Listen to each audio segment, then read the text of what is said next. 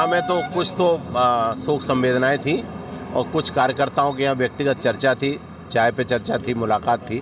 मैं इसके लिए आया था और सिर्फ यहाँ नहीं, चराई, श्यामपुर, रहेट, आदिवासी मोहल्ले, आदिवासियों के यहाँ, इस तरह से मेरा पूरा दिन का दौरा था। घाटी गांव से शुरू हुआ और अभी पूरा दिन मैंने यहाँ दिया है। जो कमलनाथ जी का सर्वे चल रहा है उसमें दरबार विधायक लालन सिंह यादव सर्वे से बाहर चल रहे हैं, क्या मामला है पूरा जानना चाहिए। दरअसल क्या है, जो कमलनाथ जी इस बार का जो 2023 का चुनाव है, मुझे लगता है कि वो कोई सर्वे करा रहे हैं प्राइवेट टीम से, और उस टीम का सर्वे मैंने भी वीडियोज़ वगैरह देखे हैं।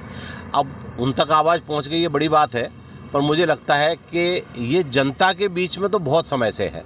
वो किसी शायर ने कहा है कि तुम्हारे पैर के नीचे ज़मीन नहीं, गज़ब तो ये है कि फिर भी तुम्हें यकीन नहीं।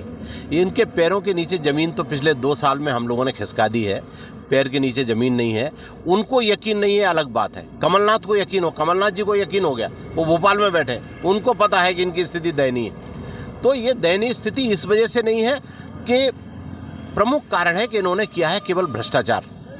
मैं तो आक्षेप लगाता हूँ, खुले रूप में कहता हूँ, चाहे इनके पास 1.5 साल का इनका कार्यकाल रहा हो मंत्री का, उस मंत्री के कार्यकाल में इन्होंने कोई उल्लेखनीय कार्य नहीं किया, किसी प्रकार से जनता के हित का कोई काम नहीं किया, कोई विकास का काम नहीं किया। और जो इनको भी भारतीय जनता पार्टी की सरकार और माननीय मुख्यमंत्री जी जो इनको 3 करोड़ रुपया प्रतिवर्ष देते हैं, उसको भी भ्रष्टाचार की भेंट चढ़ा देते हैं। जो 50 लाख गरीबों को लिए देते हैं, उसको भी खा जाते हैं।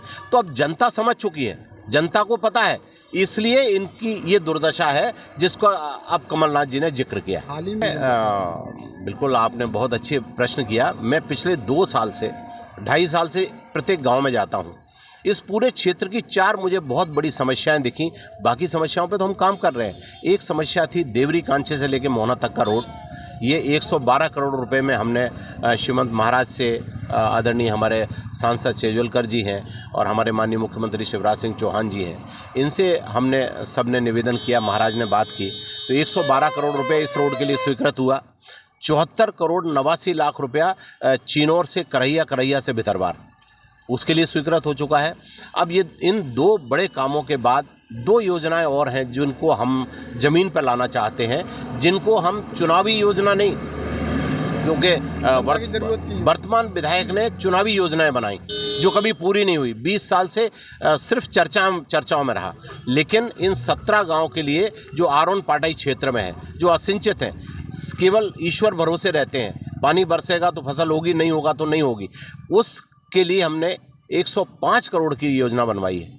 और वो योजना श्रीमंत ज्योतिरादित्य सिंधिया जी ने के विशेष प्रयासों से, माननीय हमारे तुलसी सिलावट जी जो इरिगेशन मिनिस्टर हैं, उन्होंने उस योजना को तैयार कराया है और वर्तमान में वो भोपाल तक पहुंच गई। तो मैं स्वयं, मैंने मिलकर माननीय मुख्यमंत्री जी से निवेदन किया था कि महाराज साहब का विशेष आग्रह है और आपके हाथ में है इस पूरे क्षेत्र के 17 गाँव को सिंचाई कि बहुत जल्द उस योजना का लाभ जनता को नहीं, बिल्कुल क्यों नहीं मिलेगा। ये 2 एक योजना ये थी और दूसरा हिम्मतगढ़ तालाब के आसपास की थी, वो 52 करोड़ की योजना थी। उस 52 करोड़ में से 34 करोड़ के टेंडर लग गए हैं, काम प्रारंभ होने को है अभी। बाकी 17 करोड़ रुपया उसका भी शीघ्र काम शुरू होगा।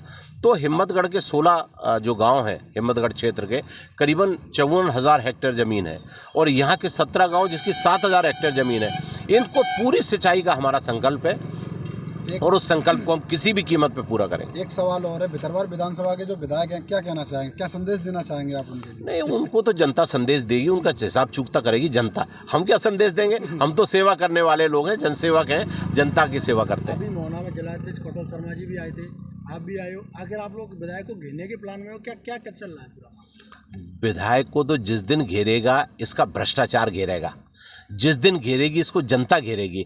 हम तो कार्यकर्ताओं के बीच में है, जनता के बीच में, जनता का काम करते हैं, हम इसको क्या घेरेंगे और न घेरने की हमें ज़रूरत है। जनता घेरेगी और भ्रष्टाचार घेरेगा। घड़ा भर गया है, आज नहीं तो कल फूटेगा। 23 में सब लोग देखेंगे। भारतीय जनता पार्टी जिंदाबाद, भारतीय जनता पार्टी जिंदाबाद।